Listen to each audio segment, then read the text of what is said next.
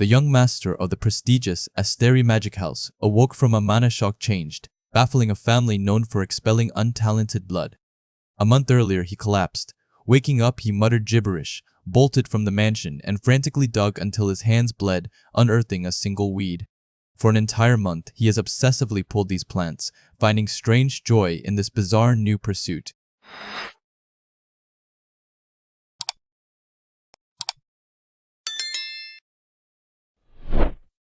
The Astri family commanded immense power and influence, so formidable they could fell a bird in flight with their very aura. They held the emperor himself in the palm of their hand, reigning as the greatest magic family in the land. Yet, within this prestigious lineage, a harsh truth persisted. Talentless bloodline members were notoriously cast out. A hushed, ominous rumor had begun to circulate, speaking of the eldest young master's third failure to awaken his mana. People whispered about his mental state, wondering if the multiple shocks had finally broken him. A month earlier, the eldest young master, who had been bedridden after his third mana shock, suddenly awoke. He began muttering incomprehensible words, then abruptly ran from the mansion. Witnesses later described him digging in the backyard using only his bare hands. After hours of relentless digging, his hands ruined, he finally held his prize, a mere weed. The servants were baffled, questioning why he would make such a fuss over pulling a few weeds. For the past month, he had done nothing but pull weeds, day in and day out, earning him peculiar game-like notifications for blue basil and aqua rosemary. He felt constantly watched by the servants, a pervasive presence he found exhausting. His name was Lion Astri, the eldest grandson of the prestigious magic family. In truth, he was once Baek Yi-hun, a team leader in a small South Korean company. Overwhelmed by corporate power trips and a demanding boss, he impulsively quit his job. With newfound free time, he logged into a nostalgic MMORPG called The World, a game he had once played obsessively. To his dismay, all his painstakingly leveled characters were gone, though his cash shop items remained untouched. He decided to create a new character, opting for a crafting build, and purchased a crafting package. This decision proved fortuitous, granting him several rare crafting skills like Expert's Eye, Mana Distribution, and Artisan's Touch. He considered it a jackpot for a returning player, a perfect way to heal from his past life. His last memory as Baek Yi-hun was planning to immerse himself in this crafting-focused gameplay. When he next opened his eyes, he had become Lion Astri, transmuted into the MMORPG world. 50 years had passed since the game's final chapter. Thankfully, the original Lion's memories remained intact, easing his adaptation to this new reality. He continued to diligently gather herbs, receiving game notifications and achievements, including Novice Herbalist, 1 achievement unlocked, obtained 1,000 shillings. He learned of a shilling shop and an exclusive shop that would open after accumulating 100,000 shillings.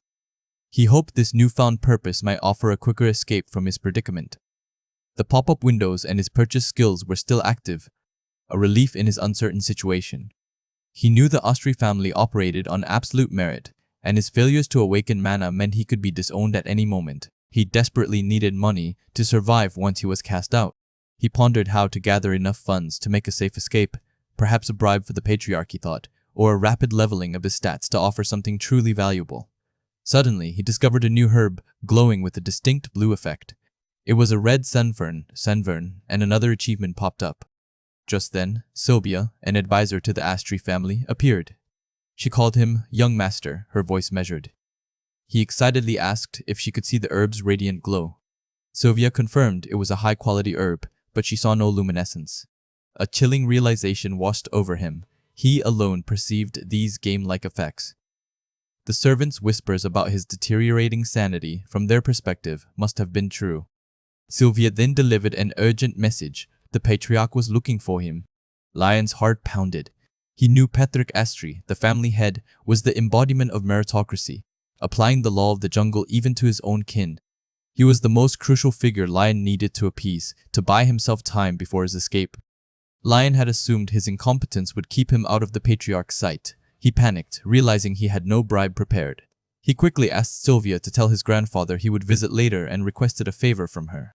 Meanwhile, the patriarch, Patrick Astri, seethed with anger. He had been informed that Lion still hadn't come to his senses, spending his days pulling weeds. Patrick dismissed the messenger, then turned to Sylvia, demanding to know what exactly his grandson was doing.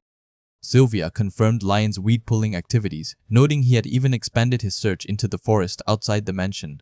Patrick slammed his fist down, furious that this was not the information he sought. Sylvia then relayed Lion's message. He would come to visit later. Later? Patrick roared, his anger escalating. He threatened to raze the entire forest if Lion didn't appear instantly. Sylvia calmly agreed to deliver his exact words. Patrick fumed about the insolent brat, questioning why he continued his pointless weed-pulling charade after supposedly regaining his senses. The story begins with our protagonist stepping into a workshop, utterly astonished by the array of high-grade artifacts laid out before him. He couldn't believe his grandfather would bring out such valuable items just for him to play around. The sheer opulence made him keenly aware of the vast differences that wealth created. He then checked his own skills, noting his nascent abilities in gathering and potion brewing, both at level 1. He understood the proficiency tiers: apprentice, skilled, master craftsman, and the elusive grandmaster rank, achieved by only the top 1%. Determined to advance, he decided to brew 100 potions and drink them all. He began the process, successfully creating a low-grade health potion, immediately noticing the significant impact of the high-quality equipment. As he consumed potion after potion, his health was partially restored, and his novice alchemist achievement steadily progressed. Our boy pushed through the arduous task, nearing his goal. He hit 97 out of 100, then 98 and 99. The constant intake of recovery potions became a form of torture, yet he forced himself to take that final sip. With a triumphant gasp, he completed the achievement, earning 1,000 shillings. More significantly, his alchemy proficiency soared to apprentice level 4, unlocking a brand new recipe. He then pondered what gift would be most suitable for his hardworking grandfather. A mana potion was superfluous for a mage already overflowing with mana, and a health potion equally unnecessary given the family's access to professional healing mages. He settled on a potion that restored mental fatigue, a perfect choice for someone constantly buried in work. Following the recipe, he began brewing, noting the fresh, refreshing scent of the concoction. He felt a good vibe about this one, recognizing the stark difference between the game's virtual items and their real-world counterparts. As he worked, a brilliant blue light enveloped him, and his potion brewing specialization activated. He successfully brewed a 2-star mental fatigue recovery potion, a quality rarely seen before, proficiency level 8. Just smelling it cleared his head, a testament to its potency. Then, an even more profound realization hit him. He had formed a mana circle, activating the talent, mana distribution. This newfound ability granted him far greater precision in controlling mana.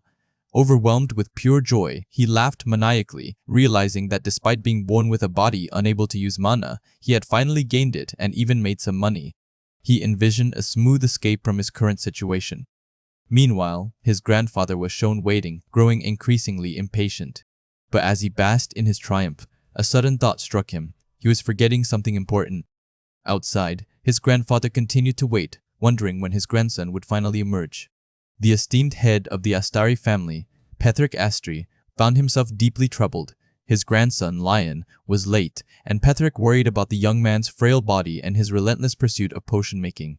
He mused on Lion Astri's potential as the protagonist of the hero's party and head of their powerful family, capable of establishing an independent nation. Patrick believed he could provide for him comfortably for the rest of his life, questioning why his grandson pushed himself to the bone over potions when wealth and power were abundant.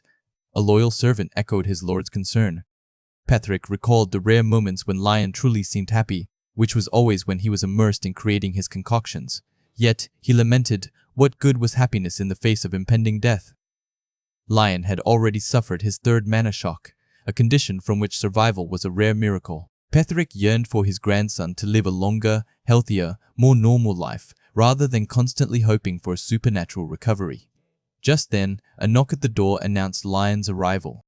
Lion apologized for his tardiness, explaining that the recent mana shock had given him much to contemplate. He acknowledged the family's shared knowledge of his lack of magical talent, even cutting off a servant, Sylvia, who tried to console him, stating he was well aware of his own limitations. Lion confessed to struggle to accept his body's inability to handle mana, admitting he simply didn't want to face that reality. He had feared that accepting it would leave him without a place in the proud Astari family. But now, things were different. He presented his grandfather with a potion, explaining it was the culmination of his efforts to accept himself and become someone the family would not be ashamed of. He also added that he thought Patrick might have been feeling tired lately. Petherick, observing a profound change in Lion, not merely in his expression but something more fundamental, found the gesture precious. Lion insisted the potion was for him, made with great effort and thought. Petherick, a transcendent being whose body was immune to most deadly poisons, initially felt the potion shouldn't affect him. Yet, he was touched by his grandson's sincerity. He dismissed Lion, then, despite his initial thoughts of immunity, decided to savor the gift. He noticed the potion lacked any mana scent, making it unique. He opted against analyzing it, choosing instead to appreciate Lion's earnestness. He wondered how long it had been since Lion last gave him a gift, admiring the potion's intricate craftsmanship, a testament to deep knowledge not easily acquired. Drinking the potion, Petherick found his mind becoming calm and at peace. Memories of the past, scattered like fragments, drifted by. He soon fell into a deep, albeit short, sleep, experiencing an incredibly peaceful and sweet dream of a day he missed dearly. Waking, he was surprised to have slept, but felt neither groggy nor sad. His head was remarkably clear, and the persistent headache that had plagued him had completely vanished. Lion, Petherick realized, was just as stubborn as his father. He resolved that he could no longer keep his grandson confined due to his weakness. If another mana shock occurred, he would find a way to stop it. He expressed a heartfelt wish to live a long, long time together with Lion. Meanwhile, a shiver ran through the household as rumors spread like wildfire. Servants gossiped that Lion Astri was soon to die, claiming he had even presented the head of the family with a farewell gift. They misinterpreted his recent time spent picking weeds as searching for a burial place. A servant named Hannah, helping with laundry, was furious at the other staff for deserting without notice due to these ridiculous rumors, despite the grace they had received from Lion. Unbeknownst to her, the master butler stood silently behind her, his stern gaze fixed, requesting to hear the contents of those rumors in detail. Grandfather awaited young Lion. The elder presented the potion, asking Lion to inspect it with his witch's eye. Lion immediately recognized it as the fabled hero's potion. The hero, a legendary figure, had vanished 50 years prior after ending the demon war, a being even the gods were wary of. Grandfather initially believed only the hero could free him from a hidden contract. He dismissed the potion as too weak, scoffing at Lion being such a figure. Still, he tasked Lion with creating a better potion, hoping it might even stir his ancient sister. Lion's great-aunt burst into laughter, declaring worrying about a witch pointless. Witches, she explained, lived for a millennium with immense magical power. Grandfather, however, gently pressed his sister until she confirmed the potion had indeed affected her. Seizing the opportunity, Grandfather challenged Lion to produce a higher quality potion. Lion, seeing a chance for favor, stated it was for the headmaid. This was misinterpreted as romance, but Lion denied it. He promised his best effort within 1 week, then rushed off, determined. Lion pondered how to create a 3-star potion. The shilling shop offered only unpurchasable previews at exorbitant prices. Realizing this, Lion concluded he needed quality tools to gather high-grade herbs himself. He soon arrived at a smithy. The owner reluctantly emerged when his assistant announced a big spenders. Lion asked to use the smithy for crafting. He then produced a massive pile of gleaming gold coins, offering a generous reward. Lion Asteri struggled with a low-quality hoe, realizing master blacksmiths focused on lucrative commissions, making quick acquisition of a high-tier tool impossible. He approached a local blacksmith, offering generous compensation to try his hand at the forge. The blacksmith, Mudun, already stressed, was annoyed by what he saw as a noble's frivolous whim. Despite his brother Sean's attempts to calm him, Mudun dismissed Lion, insisting the hoe was adequate and warning him of scammers, even though Lion had offered a substantial sum. Mudun simply laughed at the idea of a sheltered noble crafting a hoe. Lion recognized Mudune as a dwarf, a rare race known for their fire immunity and meticulous craftsmanship, surprised to find one here. Sean, Mudune's brother, knew Lion's reputation, calling him the famous weirdo of the Asteri family. Despite Mudune's reluctance, he eventually relented, instructing Sean to prepare a spot for the eccentric and allowing Lion to use the forge. Sean showed Lion around the smithy, where Lion observed excellent equipment and meticulous processes, yet wondered why finished products were low quality. He noticed a weaker-than-normal lesser fire spirit.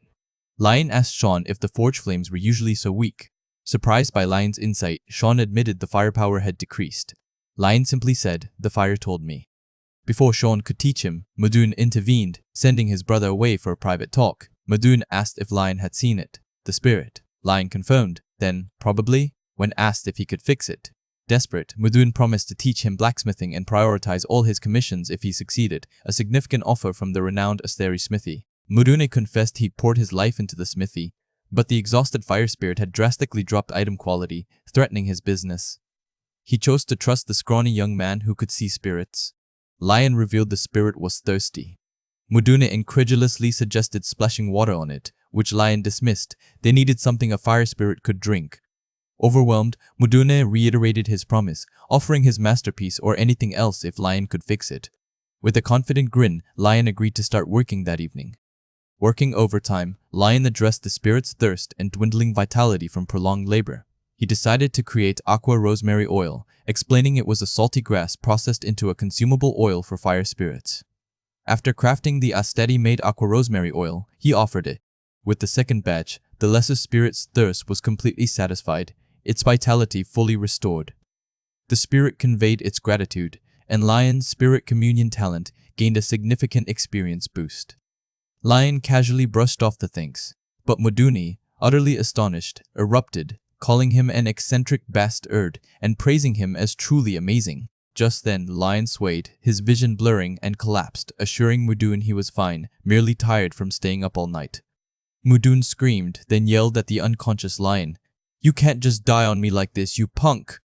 Though he introduced himself as Lion, Asteri was affectionately dubbed Young Master by two playful children, Golden Branch and Jade Leaf, who found the title cooler. He privately reflected on a prickly younger sibling he once had, hoping to avoid him due to his disinterest in the patriarch position. Leah, an older woman, gently redirected the children, but he enjoyed their lively energy. He praised Leah's delicious soup, and she expressed surprise at his arrival with her husband that morning, acknowledging the trouble he had endured because of him. Soon after, her husband arrived, greeting him warmly. He recognized him instantly, calling him Dad. The children excitedly asked if young master had fixed the spirit. Noting their father's weary look, he confirmed it, his true desire healing rather than succession. He was then invited to leave if he had finished his meal. However, he had already prepared. He was stunned by a fully equipped blacksmith's workbench. His mentor, Dad, promised to prioritize any request, offering to craft whatever he needed. He then urged Asteri to come closer. He questioned if the material before him was iron. His mentor explained he had pre-prepared the iron forged by a dwarf's descendant to spare him initial smelting considering his stamina. Surprised by the serious instruction, he learned his mentor was genuinely committed. Eager, he asked for the first step. His mentor praised his enthusiasm and began a demonstration, stressing the critical importance of iron temperature in blacksmithing, neither just red-hot nor fully molten. He demonstrated forging a hoe, emphasizing precise force control for a thin blade and sturdy body. After refining, sharpening, and attaching the handle, the hoe was complete. His mentor asked if it seemed easy, then reassured him of his help. With unexpected confidence, he asked to use all the iron, then declared he got it. Before his mentor finished speaking, leaving the older man utterly bewildered. He began his own forging attempts, repeatedly striking the iron. He quickly realized the task's difficulty. His first hoe showed only 15% completion, its future uncertain. Yet, he refused to give up, believing repetition would lead to mastery. He persisted, and with each strike, his completion rate climbed from 30% to 50%. This dedication awakened a new talent, blacksmith, and his proficiency reached apprentice level 1. His mentor, though playfully calling him a punk, offered genuine congratulations. Sensing a distinct difference, he decided to infuse his own spirit energy into the next attempt. With the final, powerful strike, he completed his hoe. The Asteri-made hoe was a masterpiece, 100% complete. It boasted enhanced gathering speed, a higher chance of rare items, and the blessing of a fire spirit. His mentor was amazed, declaring it far superior to what most average blacksmiths could produce, a testament to true talent. Still processing the praise, he was urged to take a break, but his resolve was unwavering. He immediately asked to be taught how to make a sickle. His mentor laughed, recognizing his incredible perseverance, and agreed to teach him everything. Overjoyed, he was eager to fulfill his grandfather's wishes. Later, in a field, he began digging with his new hoe. He noticed the higher-grade tool significantly increased the variety of herbs he could gather, finding finger ginseng, a rare stamina-boosting plant. He realized a grade 3 potion was within reach with more practice, resolving to dig until mastery. Soon, he unearthed banana sweet potato leaf and stem, recognizing the familiar shape of a sweet potato. Wondering what else lay beneath, a surge of fire spirit energy erupted as he dug furiously. The blessing of the lesser spirit in his hoe activated, and to his utter astonishment, he pulled out a perfectly roasted banana sweet potato. Lion Asteri found immense satisfaction in a simple blessing of the fire spirit, surprisingly effective on anything edible. With one swing of his hoe, he unearthed the perfectly roasted sweet potato, a true jackpot. He eagerly devoured the treat, believing sweet potatoes were best when hot enough to burn one's mouth, and savored its sweet, nutty flavor, comparing it to a regular sweet potato paired with milk. A small white owl appeared, watching him. He offered it some sweet potato and milk, a gesture reminding him of an old friend. Energized, he decided to dig up more sweet potatoes before gathering potion ingredients. 3 days later, the Asteri estate buzzed with worry. Young Master Lion had been absent, and unsettling rumors about his health spread. Servants grew anxious. Even the head maid, Sylvia, expressed deep concern.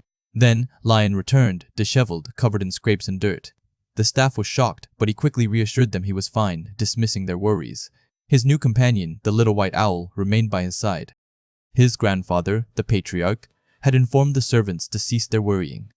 Lion acknowledged his grandfather's lack of tact, but requested more time, as his allotted week wasn't yet complete. He then revealed his success in gathering all necessary ingredients, astonishing everyone.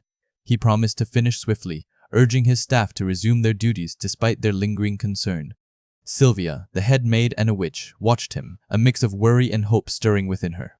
Most potions held no effect on her, and among all the Asteries, Lion was the most fragile. Yet, witnessing his arduous blacksmithing and late-night herb digging, a tiny spark of hope ignited. Could he truly craft a potion of such potency? A few days passed, and Sylvia met with the patriarch, her demeanor visibly transformed. He noted the potion's clear effectiveness. Sylvia confirmed her mind and emotions, long shrouded in a haze, had finally cleared. She was astounded that Lion could brew such a powerful potion in so short a time, suggesting the patriarch must have intervened. But the patriarch denied involvement, preoccupied with Lion's cancelled coming-of-age ceremony. If Lion had brewed such a caliber potion entirely on his own, the patriarch realized, it signaled a far greater problem. He understood Lion might be a true hero, beings who emerged to save worlds from evil. Their lives were never happy, enduring countless battles, tasting despair, and once peace was secured, vanishing without a trace, leaving no sign for their comrades or descendants. The patriarch adamantly refused to lose his grandson the same way he had lost a comrade. It was time, he declared, to carefully hide their young puppies. He announced Sylvia's retirement. Petherick immediately protested, questioning the patriarch's sanity and his willingness to sacrifice his own freedom for Lion, reminding him of Sylvia's long-held desire for liberation. Sylvia, however, calmly stated that worrying about a witch was pointless. She knew her contract by heart, bound to the Asteri territory, yet able to live as a human within it. She then declared that Lion had, in many ways, allowed her a more human life, and she would gladly protect him from the shadows. As this dramatic conversation concluded, a new maid arrived at the estate, introduced as Brother Lion's exclusive maid. To everyone's shock, this maid was Rixel Asteri, the second son of the Asteri family, now in disguise. Rixel Asteri, the second son of the esteemed Asteri family, was a once-in-a-generation genius, a formidable archmage, and the youngest fourth circle mage. His resemblance to the family head, Petherick, marked him as a clear heir, and his youth was viewed not as a weakness but as a testament to his burgeoning strength. Yet, despite his prodigious talents, a recent event stirred a deep suspicion within him. The sudden retirement of Sylvia, the family's long-serving maid, who was now designated as his brother Lion's exclusive attendant, struck Rixel as highly unusual. Just the previous night, Sylvia had appeared cheerful as she spoke of her departure, attributing her newfound peace to a potion provided by young Master Lion. She urged Rixel to visit his elder brother if he doubted her words, a suggestion he initially dismissed, recalling only following Lion around as a child. However, Sylvia's evident relief upon his decision to leave, coupled with the abruptness of her retirement, fueled Rixel's unease. He couldn't shake the feeling that something was amiss, and despite his doubts about his brother's involvement, he resolved to investigate. Following the rumor that Lion had been staying in the Mimir forest, Rixel ventured into the eerie, poorly maintained woods. He wondered what his brother could possibly find appealing about such a desolate place. A sudden thwack sound pierced the quiet, drawing his attention. To his shock, he saw Lion on the ground, seemingly about to eat something filthy. Instinctively, Rixel unleashed a magical blast, destroying the object and sternly warning his brother against consuming such unsanitary things. Lion, startled, looked up, completely bewildered. Lion inquired what brought Rixel to the forest, causing Rixel to internally lament his failed attempt at discreet observation. He apologized for the magic, but reiterated his concern about eating dirt-covered food. Lion, however, calmly explained that it was merely a sweet potato and they naturally came covered in soil. Rixel, utterly confused, had to clarify if Lion meant the starchy root vegetable, a question that made Lion realize Rixel had never actually eaten one. Rixel was astounded, declaring that Lion had been missing out on life. To make amends, Rixel offered to dig up more sweet potatoes and asked Lion to conjure a small campfire with his fire magic. Lion readily agreed, quickly igniting a blaze. Rixel reassured Lion that the thick skin of the potatoes would protect them as they cooked, and they settled down to wait. As they sat by the fire, Rixel mused that a break from routine could be refreshing, and that knowing when to rest was as crucial as working hard. Lion seemed to absorb his words. Soon, the delicious aroma of roasted sweet potatoes filled the air.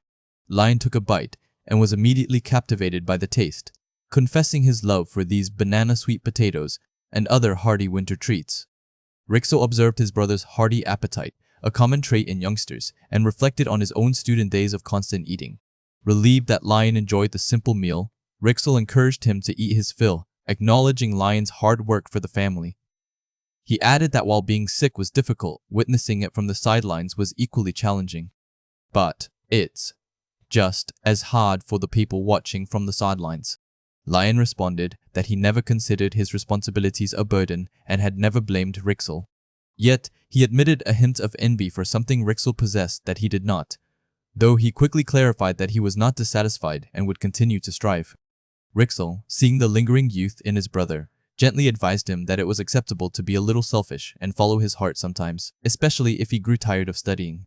As Rixel reflected on Sylvia's earlier words, a profound sense of understanding washed over him. He was truly glad he had come to see his brother.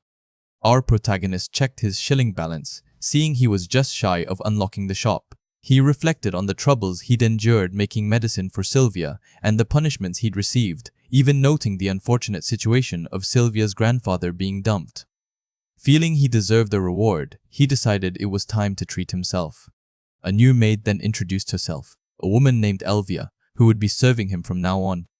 He felt a strange discomfort, but dismissed it, assuming there was a special reason for her appearance, perhaps tied to Sylvia's sudden retirement.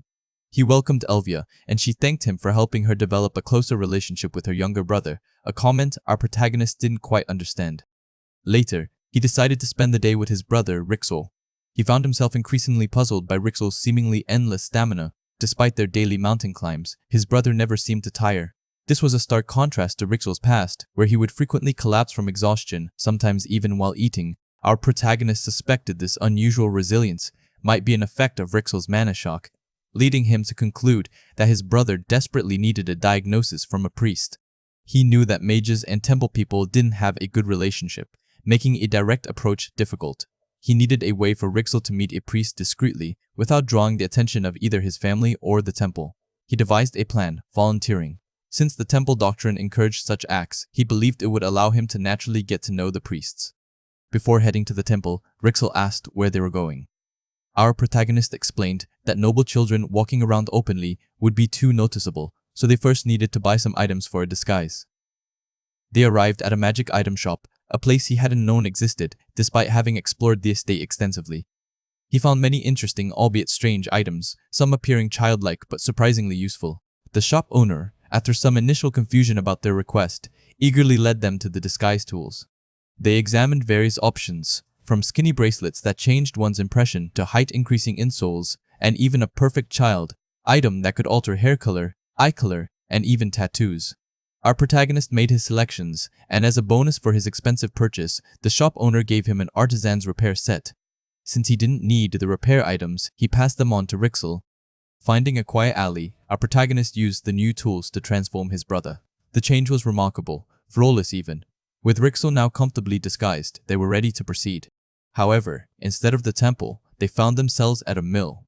Rixel questioned their destination, and our protagonist explained that this particular mill also made and sold special bread. But his main reason for coming was to meet the owner, Nicholas. Nicholas was known as one of the few devout believers in the Asteri estate, famous for his generous donations and wide network.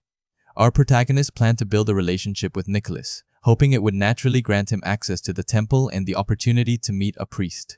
Nicholas was pleased with the large order of high-quality wheat. Our protagonist, feigning benevolence, announced he would donate the flour, claiming he felt sorry for starving children, and asked for recommendations on where to donate. Nicholas suggested the orphanage under the temple's jurisdiction, but then explained its recent difficulties. Due to the Asteri estate's focus on magic, donations to the temple had decreased, and it was awkward for magic families to support a temple orphanage. Our protagonist then had an idea. He realized that simply donating flour would still take time to become food. He then dramatically proposed, they make bread that the children could eat right away. The young master, Asteri, proposed a simple yet heartwarming idea to bake fresh bread for the children at the local orphanage. His companion, a seasoned baker, was surprised by the suggestion but quickly agreed, proudly mentioning his family's renowned bakery. Asteri reflected on his brother's thoughtfulness, realizing he had overlooked the children's needs in his own pursuits. His brother enthusiastically supported the plan, confirming it was a wonderful idea. With a shared purpose, they set about baking. Asteri meticulously gathered the ingredients, noting the premium olive oil and the recipe for a popular, basic wheat bread that was simple to make yet universally loved by children. He decided to begin with a small test batch. Following the steps, Asteri kneaded the flour with the precise proportions of salt, yeast, and milk. He placed the dough in an olive-oiled container to proof, watched it rise, then firmly pressed out the air bubbles before mixing in finely crushed sunflower seeds. He declared his first batch complete, finding the process surprisingly straightforward compared to the complexities of magic. His brother, eager to see the results, asked if he was finished. Asteri, however, felt a deeper connection to the craft and requested a little more time. The baker, seeing Asteri's focus, offered to bake his and his brother's bread first. As the loaves emerged from the oven, the baker demonstrated how too much dough could lead to burning, showing a charred example. He reassured Asteri that for a first attempt, his efforts were commendable.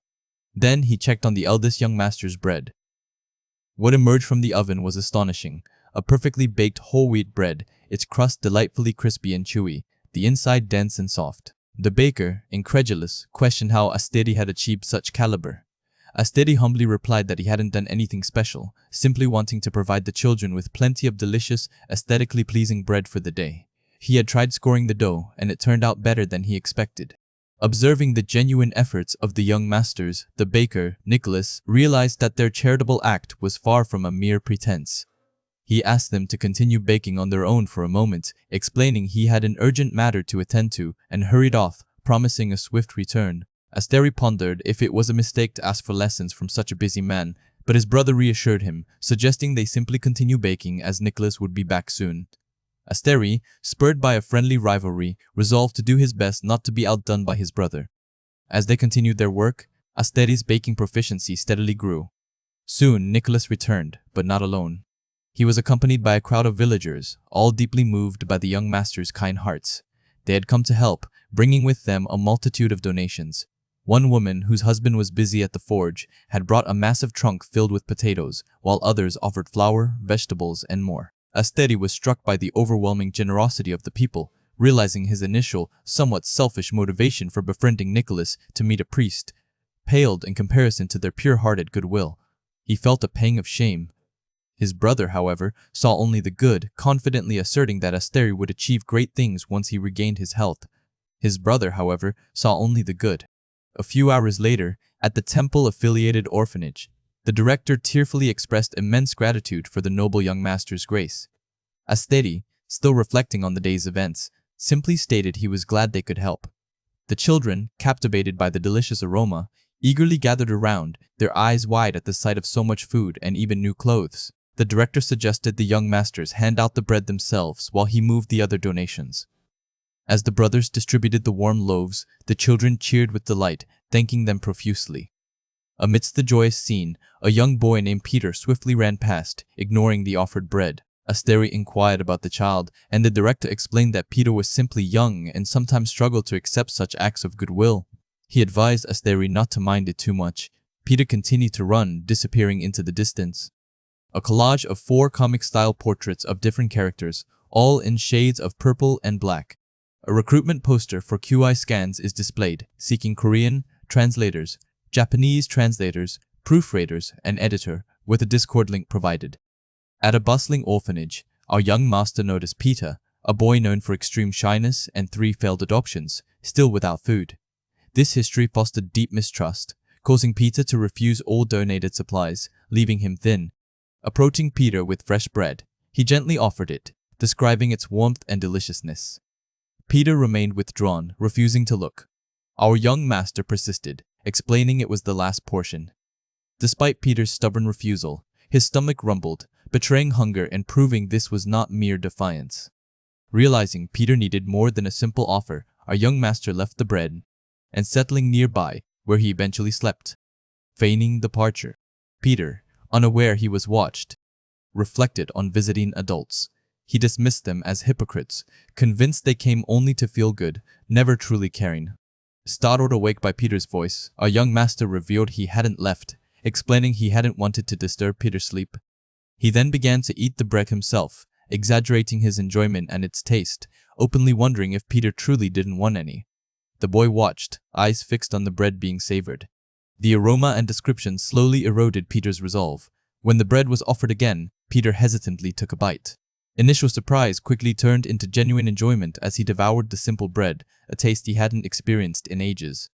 Eating, Peter confessed his confusion. The bread was ordinary, yet uniquely good. This simple kindness stirred painful memories. He recalled past adoptive parents feigning affection, only to abandon him when he couldn't reciprocate their love. He had come to believe all adults were liars. Our young master listened, then gently observed that unlike other upset adults, Peter had not skipped his meal.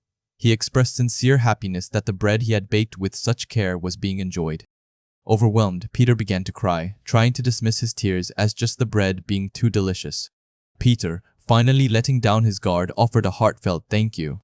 Our young master, in turn, promised to bake and bring more bread next time, sealing the vow with a pinky promise and emphasizing he had never broken one.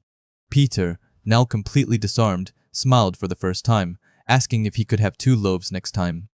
Observing the transformation, the orphanage staff looked on in awe, realizing how long it had been since Peter truly smiled. They felt shame, acknowledging their own neglect and the excuses they made. They recognized the young master's sincere kindness as a rare blessing, believing he deserved the god's favor. As our young master prepared to leave, the children waved goodbye, hoping for his return. A staff member approached him and his companion, requesting they stay longer. They explained a special priest was coming to offer blessings, adding it would be rude to refuse such kindness.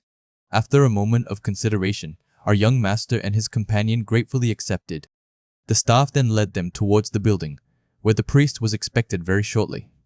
A powerful figure, clad in fine robes and carrying a striking sword, was already making his way towards them, his presence hinting at an encounter far more significant than a simple blessing. A recruitment advertisement is displayed with several stylized figures and text about available positions. Rixel, fearing trouble, asked his brother to postpone a meeting with the temple priest, worried it might cause issues for their family. Surprisingly, his brother agreed without hesitation, claiming he had an urgent matter at the estate and needed to practice his baking. Rixel understood his brother needed divine power, and a priest holding a grudge would be problematic. He decided to meet the priest first to learn more. Arriving at the orphanage, Rixel, still anonymous, greeted the priest, Licht. The high priest, a servant of the gods, thanked the anonymous benefactor for their generous support to the orphanage. Rixel was struck by Licht's youth. Typically, young priests remained within the temple walls. He deduced that Licht must be an exceptional individual to be personally offering prayers outside. Licht reiterated his gratitude for the brother's support. Rixel, ever humble, replied it was a collective effort. Rixel clarified that his brother was the one who truly cared for the children, and the idea of feeding them bread came from him. Licht then realized Rixel was speaking of the brother who had returned home early, feeling unwell. Rixel explained that his brother had been frail since childhood and still suffered from a serious illness. He admitted his true intention was for Licht to examine his brother. Licht expressed regret over such a righteous man's suffering, then revealed he too had come secretly, without the temple's knowledge. Rixel couldn't read the priest's expression, wondering if his request was refused. However, Licht surprised him by suggesting they meet again in 3 days, at dawn, but this time with his brother present. Back at their estate, Rixel found his brother still awake and scolded him, concerned about his health. His brother confessed he couldn't sleep. Rixel explained that the priest would examine his condition. His brother seemed puzzled, stating he only felt weak, not sick. Since gaining mana, his mana shock problem had vanished, and he never had a chronic illness. In fact, he had even built up stamina from his daily activities. Rixel considered the offer a good one, and his brother readily agreed, delighting Rixel. 3 days later, at dawn, they arrived at the temple-affiliated orphanage. Rixel noticed a glowing orb of high-grade holy water, a powerful item from a high priest. He was impressed Licht, so young, could create such an artifact. His brother joined him, and they formally greeted Licht. The priest returned their greetings and invited them to sit and talk. Rixel then asked Licht why he had specifically requested a dawn meeting. Licht hesitated, then revealed a recent prophetic dream about Rixel's brother, explaining that exceptional priests receive divine revelations through dreams. Rixel inquired about the dream's content. Licht downplayed it, describing a peaceful scene of children sleeping in a field, with Rixel and his brother beside them. He recognized them despite slight differences. Licht explained that the dream had left him with such a pleasant feeling that he felt compelled to meet them and confirm its meaning. He had speculated about Rixel's brother, identifying him as a mage, noticing his refined speech and youthful appearance. Considering their region, Licht suspected they might belong to the powerful Asteri family. He questioned if Rixel's true objective was treatment or gathering information. To find out, he decided to examine the elder brother. Licht then asked if he could begin the treatment, and Rixel agreed, stepping outside. Licht began to bestow his blessing. He was puzzled. His brother's condition showed no change, despite a correct blessing and strong divine power. He wondered if he'd made a mistake. Suddenly, a visible shift occurred, and the brother confirmed he felt healthier. Rixel, witnessing the change, tried to stop the blessing, believing it was sufficient. But Licht refused, explaining 3 reasons: a high priest's blessing might fail, a higher-ranked mage rejecting it, perfect health, or a short lifespan. Licht continued his fervent blessing. Rixel's brother thanked him, reiterating that he felt much better. Rixel was confused by the priest's intensity. Licht then grasped his brother's hand, passionately promising unwavering help if he ever needed it, urging him to seek him at the temple by name, especially if pain became unbearable. Rixel's brother agreed, and Licht, with the final thank you, expressed his hope that they would meet again someday. Rixel, however, was left with a lingering bad feeling about the encounter. Back at Asteri Castle, Rixel expressed his relief that his brother looked better, and his brother concurred that the early morning trip had been worthwhile. His brother admitted his condition was already optimal, so he hadn't truly felt the divine power's effects on his overall health. Still, he marveled at its incredible ability. Licht only needed 1 cast, yet continued, and now his shoulders and muscle aches from baking bread all night were completely gone. A servant commented on Rixel's tired appearance and dark circles. Rixel dismissed her concern, stating he was fine and needed to attend his mana training. The servant realized Rixel had stayed up all night and warned him not to push himself too hard, fearing he would regret it later. She noted the heir's demanding and increasingly busy schedule, worrying he would wear himself out. She suggested Rixel bring his concerns to the patriarch during the upcoming coming-of-age ceremony. Rixel, however, believed the patriarch had enough on his mind. The servant then suggested Rixel bring the patriarch something sweet. Rixel pondered this, his unease about Licht's words still present, leaving his brother's true health and Licht's intense interest shrouded in mystery. Lion Asteri was in the kitchen, experimenting with a new recipe. The maid, Elvia, thanked him for the idea, but as he pondered the ingredients, he realized he didn't even know if his grandfather liked sweets. Elvia reassured him the patriarch wasn't fond of them, but would eat anything Lion prepared. Still, he wanted his grandfather to truly enjoy the treat. Instead of sugar, Lion decided to finely dice banana sweet potato and sprinkle it over the cookie dough, aiming for a gentle, natural sweetness his grandfather would appreciate. He cut out cute shapes and placed them into the oven. Soon, the aroma of freshly baked cookies filled the air. The finished cookies were special. They reduced fatigue and their effects enhanced with the beverage. Lion mused about fruit's potion-like qualities. Elvia, who only provided the dough recipe, was amazed by his culinary prowess, noting he had practically created them himself. Lion offered her one, explaining that tasting was crucial to completing the cooking process. Elvia took a bite and was genuinely surprised, finding them potentially even better than the chocolate chip cookies from his past life. This success boosted his cooking proficiency to apprentice level 3, and the recipe was saved. Elvia added that these mildly sweet cookies would be perfect for the patriarch, helping relieve his fatigue. He thanked Elvia for her invaluable help, but then told her to rest, hinting he had more to make. Elvia was quite taken aback. Now with level 3 cooking proficiency, he had unlocked new recipes and had plenty of ingredients. Next, he decided to craft a drink, knowing a beverage would further enhance the cookie's effects. He chose to make a training aid drink, a crimson concoction requiring lesser health potions, aqua rosemary oil, tart fruit, and star anise root. This drink, he noted, alleviated pain experienced during swordsmanship and mana training. The ingredients seemed familiar, yet perfectly fresh. Lion meticulously prepared the drink, washing and slicing oranges and lemons. He simmered lesser health potions over low heat, adding fruits and star anise root once softened, allowing their bright, tangy flavors to infuse. After straining the fragrant liquid, he added aqua rosemary oil. The drink was complete, described as an alchemist's creation. A potent blend increasing combat training efficiency and effective against colds. It reminded him of mulled wine and he found it delicious. He then poured the drink into cups, ready to be paired with the cookies. With his special beverage set, complete cookies, and the training aid drink that reduced fatigue and boosted training efficiency, he earned an achievement and 3,000 shillings. Believing he had prepared enough, he headed to his grandfather's chambers. He knocked, and his grandfather, seeing the tray, questioned why the servants hadn't carried it. He explained he wanted to personally present his creations. The drink was made from a potion he previously crafted, and the cookies were baked to complement it. His grandfather was astonished. He had made everything himself. He saw it as a fun way to display his accomplishments and invited his grandfather to try them. The patriarch took a cookie and sipped the drink. The grandfather was visibly impressed. The cookie melted in his mouth, its delicate sweet potato flavor spreading pleasantly without being overpowering, a truly special taste.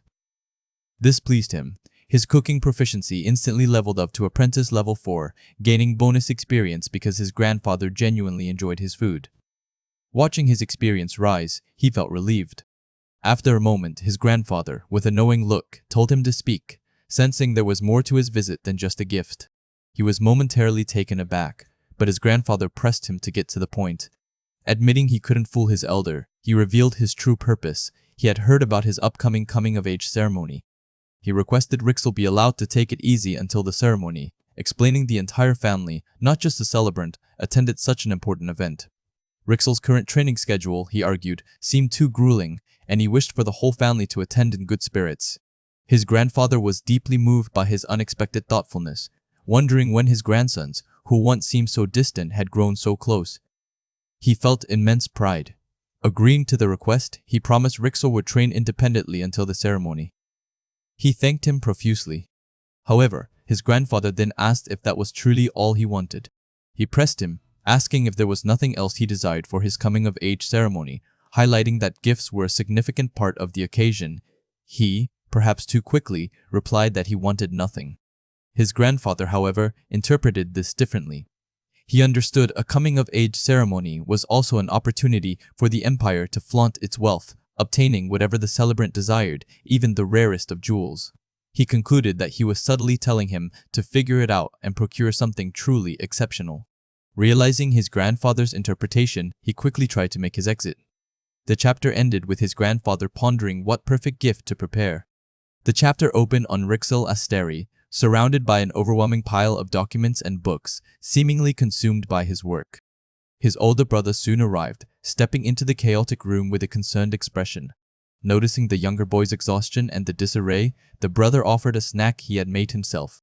He then proposed taking over Rixel's responsibilities until his upcoming coming-of-age ceremony, a gesture that deeply touched the younger boy.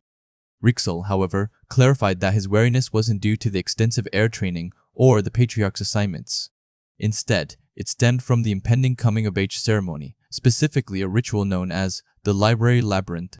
His brother elaborated on the ritual, explaining it as a skill acquisition site designed to guide entrants to the magic they needed most. He described how it adapted to the user's level, transforming into a simple library if one accepted its guidance, but becoming an impenetrable maze if one tried to conquer it. Reaching the end of this labyrinth, the brother added, allowed one to claim a special item. But the labyrinth wasn't the younger boy's primary concern. His true distress lay with the outfit the patriarch had prepared for the ceremony.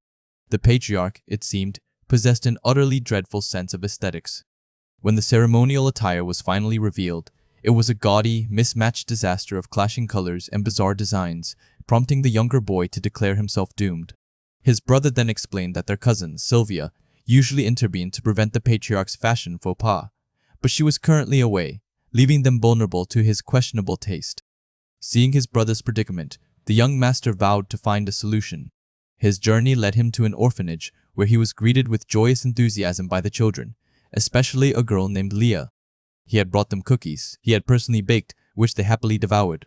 Leah then approached him with a favor.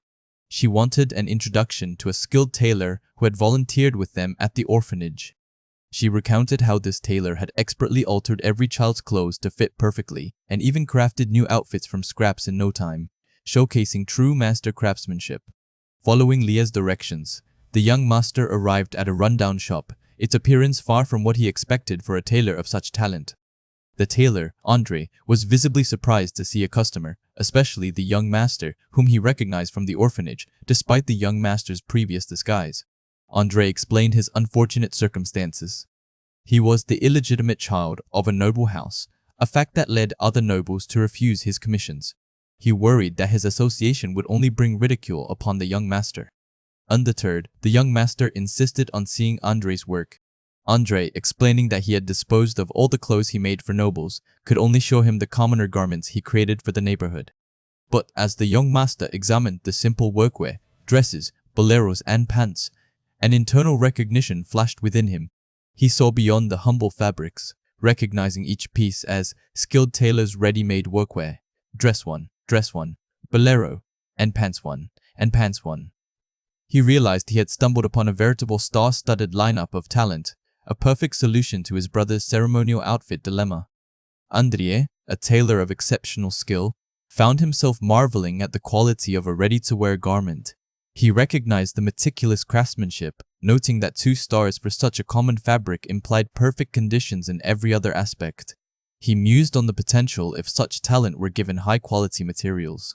It was then that a young master approached him, expressing a strong desire for Andre to craft clothes for his coming-of-age ceremony.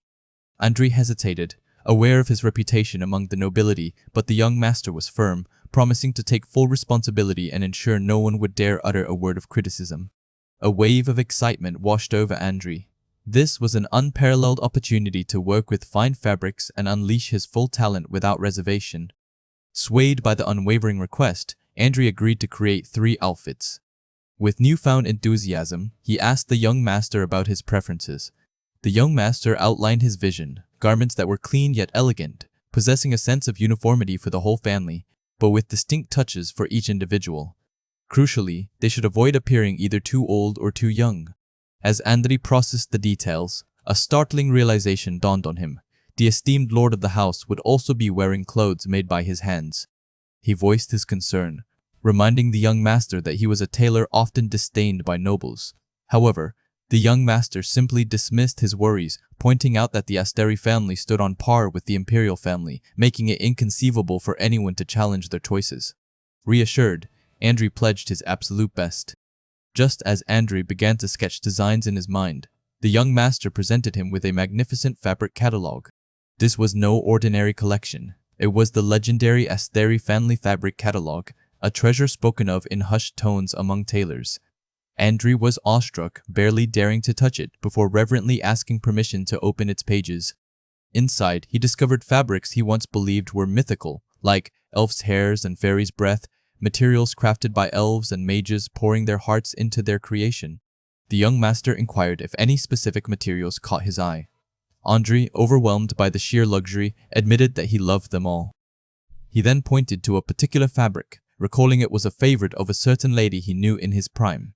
Unfortunately, the catalog provided no information about it. Scrolling further, Andre found a description for Archmage's Deep Love, a worsted yarn magically treated by an archmage for his daughter, boasting exceptional protective qualities. A profound thought struck him. Could this be the fabric his grandfather had made? And if so, was his grandfather the archmage mentioned?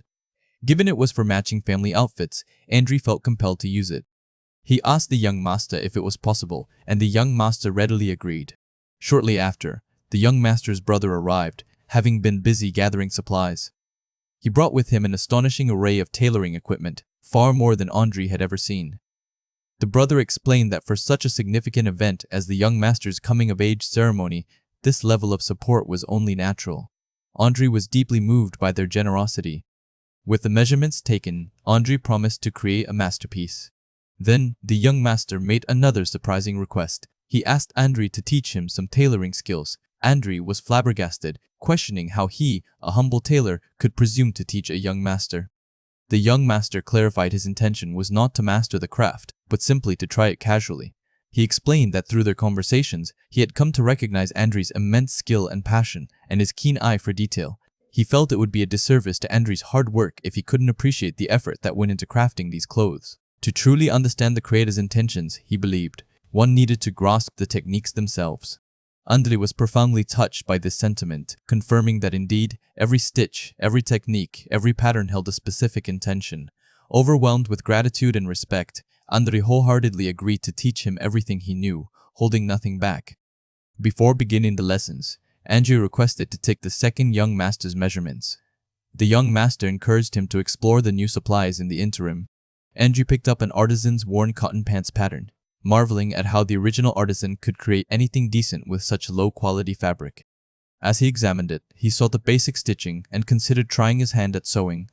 He decided against using any convenient tools, opting for hand sewing first to truly learn the basics. Remembering an artisan's repair kit he'd received as a bonus from a magic item shop, he decided this was the perfect time to use it. As he activated it, the kit transformed, looking brand new. He was fascinated by the magic, especially when it automatically threaded the needle. Andri began to sew, finding the delicate work surprisingly enjoyable and calming. As he focused, his stitches grew more consistent, and his speed increased. He even noticed a subtle guideline, attributing it to the magic item's influence. He found the task far easier than expected. Soon, the cotton pants pattern completion reached 80%. Though the fabric remained poor, the repair kit prevented fraying, suggesting that with a little more refinement, it could become a decent finished product. The young master observed Andri, surprised by his rapid progress. He commented on Andri's impressive skills for a first attempt, despite some slight crookedness. Andri, however, was lost in his own world, a flash of insight striking him. He realized the fundamental importance of hand sewing, the very foundation of custom formal wear, a truth he had almost forgotten amidst years of making ready-to-wear clothing. He began to mentally plan out how to emphasize certain parts, how to firm the stitches. The young master, noticing his tailor had once again fallen into a creative trance, gently suggested they head back. A dinner with the patriarch was scheduled after all. The grand patriarch of the Asteri family, weary from years of handling the emperor's duties and the lingering weight of a past war, received news that his grandsons had finally arrived. It was a rare occasion for all three to share a meal, and he welcomed the moment, recognizing the need for such family gatherings amidst his relentless work protecting his boys. He often wondered how much time he had left, wishing only to spend his remaining days in peace with the treasures his daughter had left behind. But for that peace to last, a secret had to be kept, the true potential of one of his grandsons. It was a rare occasion for all three to share a meal, and he welcomed the moment, recognizing the need for such family gatherings amidst his relentless work protecting his boys. He often wondered how much time he had left, wishing only to spend his remaining days in peace with the treasures his daughter had left behind. But for that peace to last, a secret had to be kept, the true potential of one of his grandsons. As the family gathered for dinner, the atmosphere was somewhat formal, a special meal prepared by the chef at the request of young Rixel.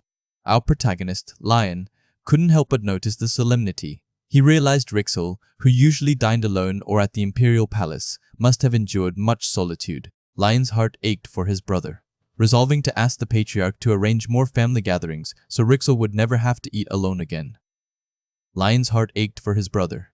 Resolving to ask the patriarch to arrange more family gatherings so Rixel would never have to eat alone again. Lion's heart ached for his brother, resolving to ask the patriarch to arrange more family gatherings so Rixel would never have to eat alone again. Lion's heart ached for his brother, resolving to ask the patriarch to arrange more family gatherings for us. For my brother, who has suffered in solitude, Rixel, you don't have to eat alone anymore. Amidst the meal, the patriarch inquired about a task he had entrusted to Rixel, which Rixel confirmed was proceeding flawlessly. Lion felt a pang of disappointment. This was Rixel's long-delayed coming-of-age ceremony, yet the patriarch seemed more concerned with duties than with Rixel's feelings or desires for a gift. Deciding to break the tension, Lion initiated a conversation. He asked his grandfather if he had ever woven fabric for their mother. The patriarch seemed taken aback, claiming ignorance. Lion, sensing discomfort, explained that he had met a tailor that day who recognized a unique fabric from their family. The tailor had mentioned a young lady from the patriarch's prime who was fond of an identical fabric, leading Lion to wonder if that lady was their mother. The tailor had mentioned the young lady from the patriarch's prime who was fond of an identical fabric, leading Lion to wonder if that lady was their mother. A silence fell, as Lion understood that their mother was a topic the family had long avoided. Yet, he believed that openly discussing their loss was the only path to true comfort and healing. He hoped this shared fabric could be a catalyst to mend their bonds. To his surprise, the patriarch admitted that he had indeed woven the fabric himself. When Lion asked why, the patriarch explained there was no grand reason, just a father's natural worry for his only daughter. He had infused the finest magical wool with protective enchantments, weaving it into fabric to shield her from illness or harm. The patriarch expressed his astonishment that the fabric still existed, and Rixel, holding a piece, looked on with quiet wonder, a silent testament to his own unspoken curiosity about their mother. The patriarch then reflected that in his attempt to protect his own broken heart, he had inadvertently left his grandsons to face their grief alone. The patriarch then reflected that in his attempt to protect his own broken heart, he had inadvertently left his grandsons to face their grief alone. Seizing the moment, Lion proposed they all have formal suits made from the special fabric, assuring his grandfather there was plenty to go around. The patriarch, initially surprised that he was included, agreed to follow Lion's lead, especially when Andre suggested the tailor come to the estate to accommodate the patriarch's busy schedule.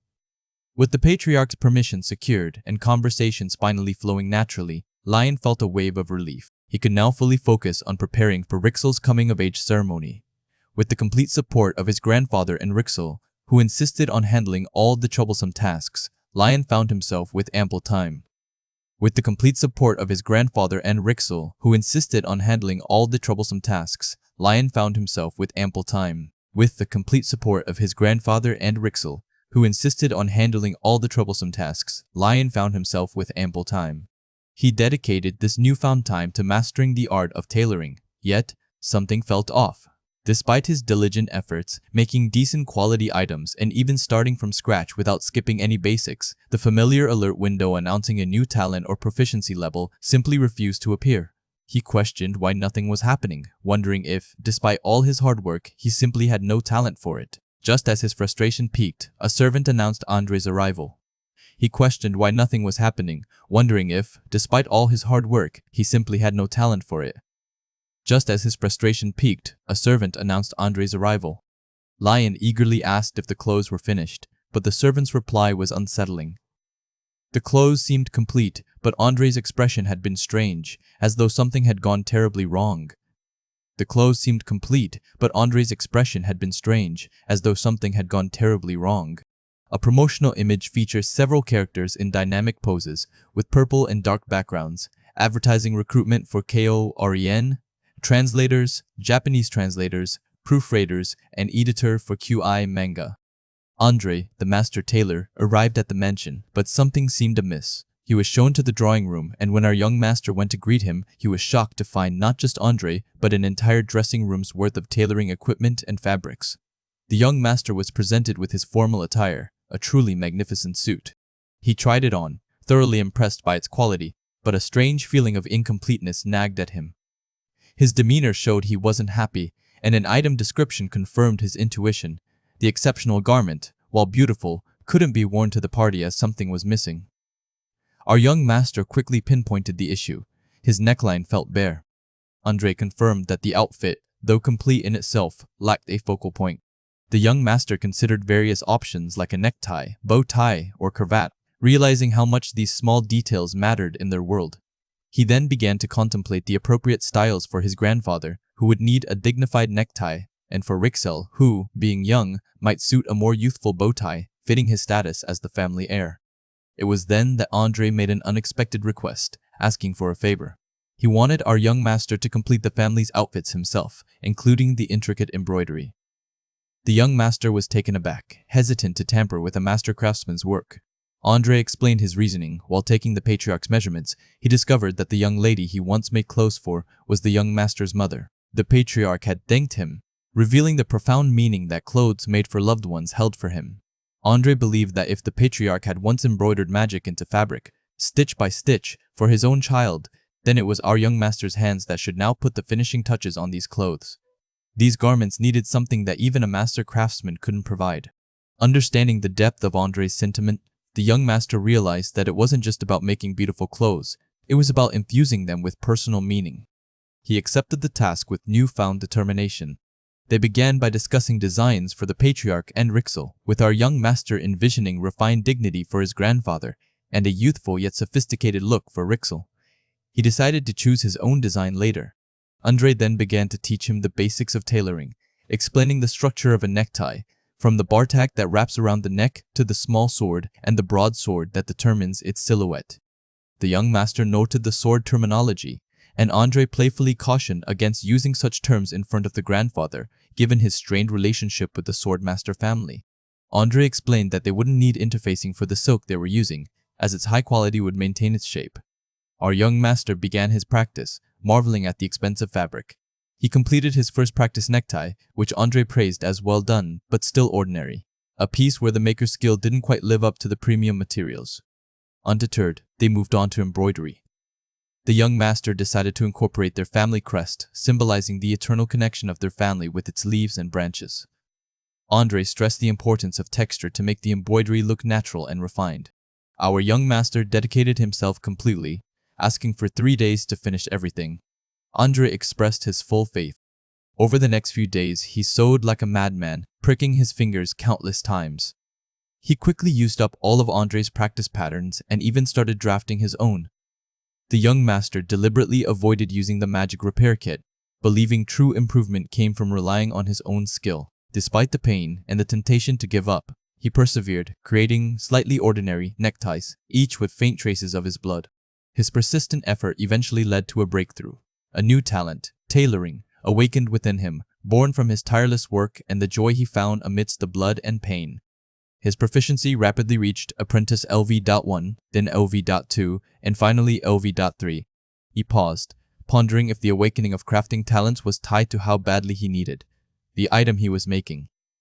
He recalled his blacksmithing talent awakening when he needed a sickle and hoe for potions, and his cooking talent when he needed oil for bread and cookies.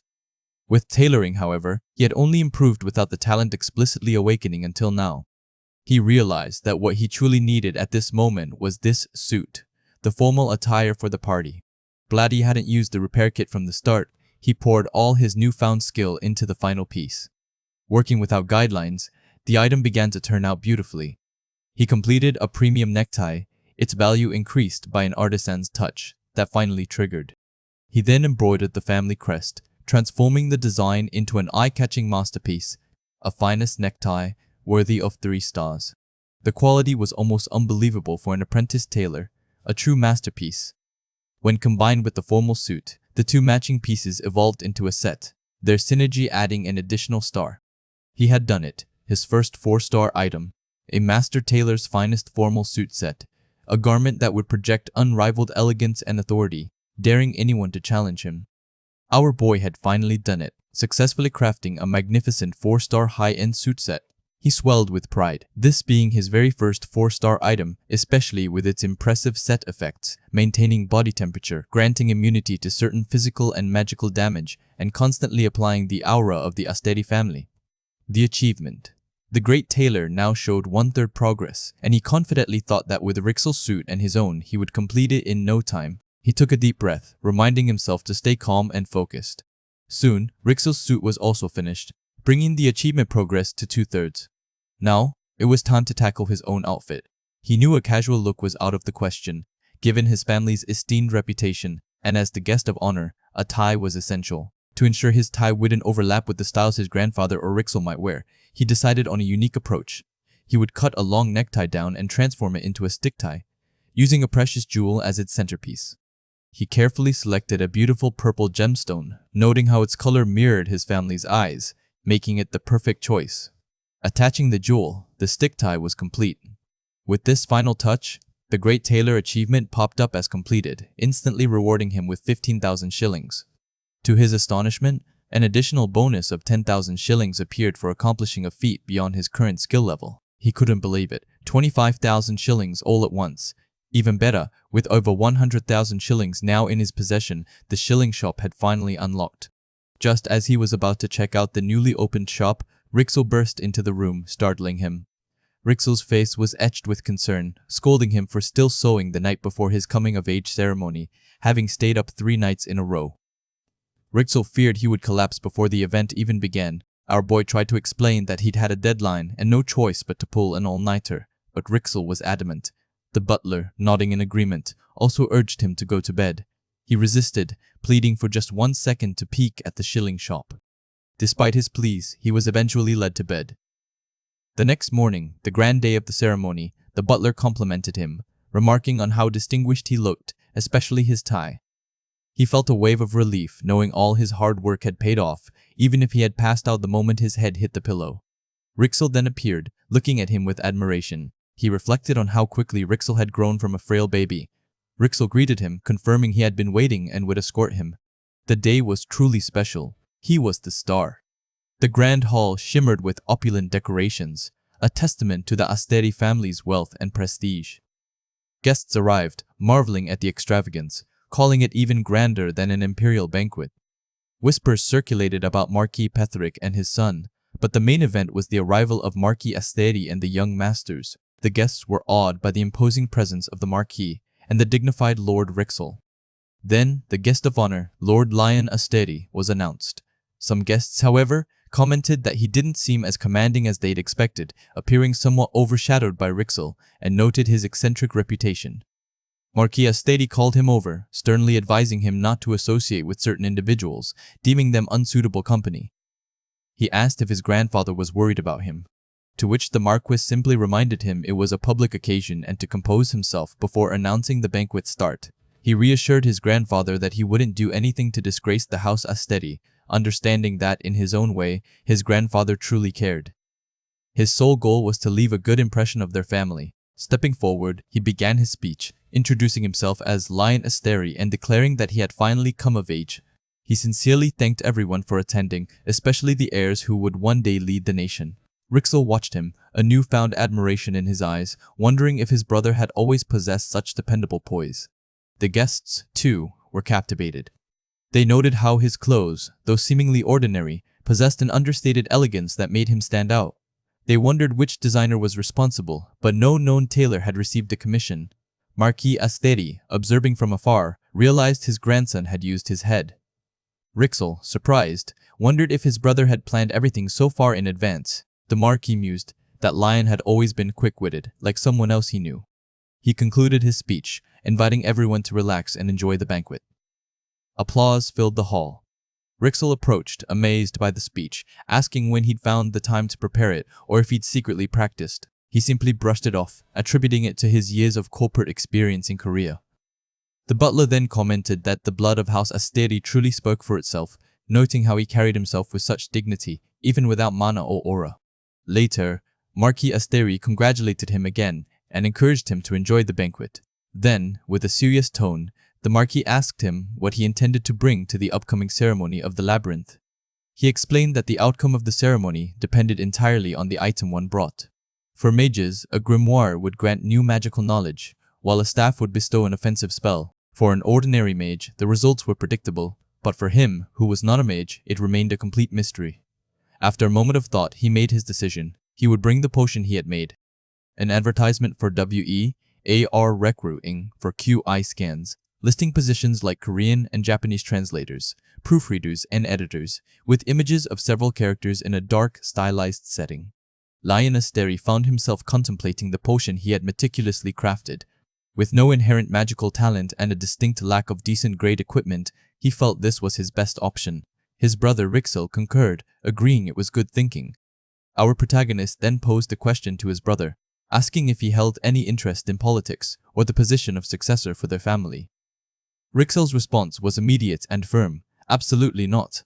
This surprised Lion, as he had always assumed Rixel would naturally become the family head.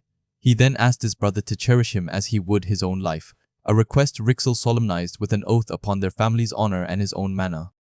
The succession issue, which Lion had worried about immensely, was resolved with unexpected swiftness. He felt an urge to boast about it to the entire world.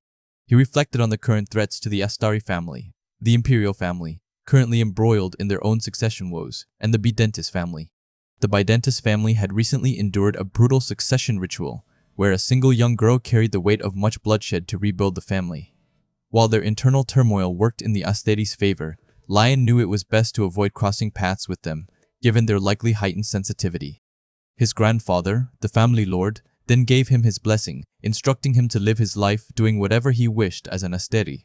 Lion, ever the provocateur, playfully asked what would happen if he ended up causing trouble. His grandfather's stern reply was simple: try it if you wish, but if you get hurt, he wouldn't let it slide. Lion inwardly conceded that he was more afraid of his grandfather's reaction than any trouble he might stir. Deciding to embrace a quiet and peaceful life, Lion resolved to take good care of himself. As they finished their meal, he observed his grandfather and Rixel diligently handling the tedious affairs of dealing with nobles. A noble approached him, expressing admiration for his magnificent outfit and inquiring about its designer. Soon, more nobles gathered, equally curious. Lion recognized this as the potent influence of a 4-star effect. He began to explain the story of the designer, Andre, an illegitimate child of a noble family who had been cast out for daring to sell clothes to commoners. The revelation sparked murmurs among the nobles, some expressing surprise that such outdated prejudice still existed, others noting the particular sensibilities of the first prince's faction. Lion wondered if Andre had inadvertently become a casualty in the subtle power struggle between the two princes. He offered to introduce them to Andre, but only if they were comfortable with the designer's background.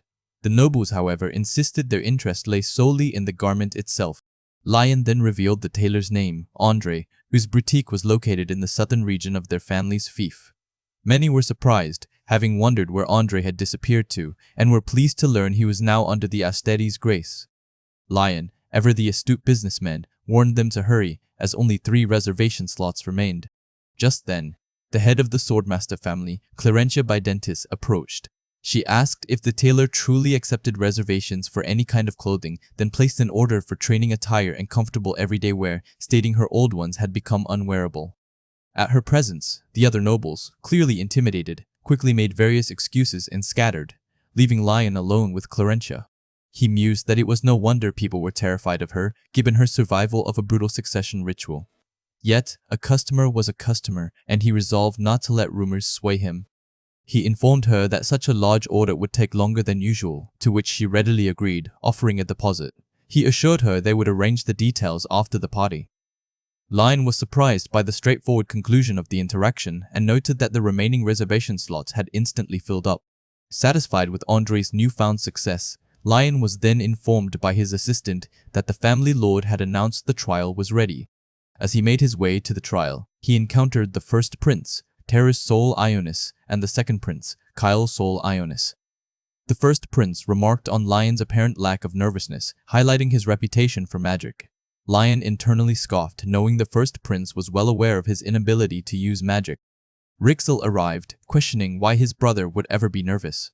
Lion observed Rixel, noticing how much he resembled their grandfather in these moments and how differently he treated Lion compared to others. He privately thought of the first prince as a scoundrel who reveled only in luxury and pleasure. The first prince eventually returned to his seat. Rixel then handed Lion the potion he had mentioned earlier, urging him to return safely. Lion thanked him. He entered a chamber that flooded him with memories, a place he had frequented diligently since childhood. For him, a person unable to awaken any magical talent, this room had been a sanctuary and a refuge. He recalled that the first family head had placed the treasure here after the war with the demons, wondering what kind of incredibly expensive item it could be. Taking the potion from Rixel, he approached a grand ornate door. As he opened it, a powerful vibration coursed through the air, and he stepped into a room glowing with arcane energy. He held the potion, then drank it, his body immediately enveloped in a brilliant, surging magical aura.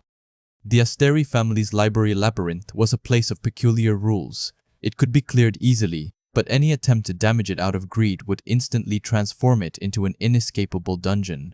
The library, once serene, began to violently tear itself apart. Panic erupted among the guests as the very structure warped and shattered. Our protagonist, Lion Asteri, found himself caught in the escalating chaos, questioning if this was a normal occurrence for the library's opening. As the destruction intensified, Lion was pulled into a swirling void. He called out for his grandfather and Rixel, fearing for his life. Just then, a system message appeared. You have achieved the book labyrinth achievement. More messages followed, informing him he could now read all books in the library, gaining 10 points in intelligence and a permanent 10-point increase in mana. A high-purity mana circle had also been generated within him. Back in the physical realm, the library remained in pandemonium. People screamed, structures collapsed, and amidst the terror, they desperately searched for the marquee. As a massive chandelier plummeted towards the terrified crowd, a shimmering barrier suddenly materialized, saving everyone. The Marquis Patrick appeared, his power radiating as he held the protective shield. He quickly instructed Rixon to guide the guests to the banquet hall, assuring them he had set up more barriers. Patrick's brother questioned what had happened, and Patrick explained the library had gone out of control, confirming Rixon was evacuating. He then reassured his brother that the princes were safe, protected by a spell Rixel had cast. Relief washed over them, grateful that everyone was unharmed. Patrick then turned to Rixel, instructing him to send healers to the injured and prepare a resting area for the remaining guests. He declared he would guard the labyrinth entrance himself, leaving the complete resolution of the situation to Rixel. Rixel was taken aback, finding the task too dangerous and wanting to stay by Patrick's side. But Patrick sternly refused, emphasizing Rixel's duty as the next head of the family. Despite other guests' concerns about the danger, Patrick remained resolute, confident in his own abilities. He sent Rixel away, who, though hesitant, complied, noting that Lion should be safe. Patrick acknowledged the volatile state of the labyrinth and the potential danger to Rixel, yet he stood firm. As Rixel departed, he cast a worried glance back at his brother. A woman, the head of Bidentis, observed Patrick, perplexed by his decision to stay. She noted his unusual certainty about Lion's survival, almost as if he already knew the outcome of the unfolding events. Patrick offered his help, but when asked for his reason, he gave an unexpected reply. He had placed an order for clothes through Lion and disliked his plans being disrupted. The woman decided to wait nearby, quietly observing that Lion's insight was far from ordinary. She then instructed Sylvia to set up a barrier around the labyrinth, a command Sylvia promptly carried out. Patrick, meanwhile, gave strict orders for the incident to be kept secret, focusing efforts on restoring the labyrinth's exterior. His hidden intention was to ensure Lion would at least have a way out. Far from the chaos, Lion found himself in an unfamiliar, serene landscape, a beautiful grassy field under a bright sky. The achievement message reappeared, confirming he had cleared the labyrinth, yet he had no memory of how. Drawing on his knowledge from the game, he recognized this as the reward claim zone, and since it was cleared, it should be safe. He pondered how to claim his reward, recalling that in the game, he would simply press yeses to shatter the dungeon's illusion. He then reflected on the original Lion, who had always entered and exited the library without issue. His own mana had only increased by a single point, so it couldn't be just about power. If it were, his relatives would have easily cleared it by now, and his grandfather wouldn't have enshrined such a treasure here. He began to wonder if his presence, not as Lion Astery, but as someone else inhabiting his body, was the key. He recalled his grandfather had enshrined the treasure 50 years ago, after ending the demon war alongside the hero, a figure who had mysteriously vanished after the conflict. A startling thought struck him. The demon war was the setting of the game, where players became the hero to save the world. If his grandfather's enshrined treasure belonged to the hero, then it would, by extension, be his character's item. The chapter concludes, leaving Lion with this profound realization as the image of grandfather's pocket watch takes center stage, its true significance yet to be revealed. R's pocket watch takes center stage, its true significance yet to be revealed.